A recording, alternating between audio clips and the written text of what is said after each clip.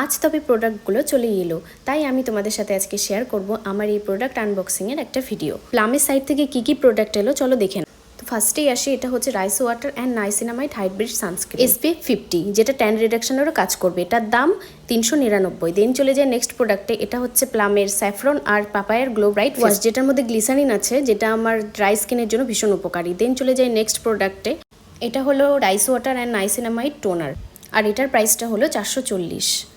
আর এই বিভৎস গরমে টোনারটা কিন্তু স্কিনের জন্য ভীষণই ভালো। তারপর চলে যাই পরের প্রোডাক্টে, এটা হচ্ছে rice water and niacinamide serum, এটার দাম হলো 349 টাকা। তারপর নেক্সট চলে যাই, দেখি এরপর কি প্রোডাক্ট আছে।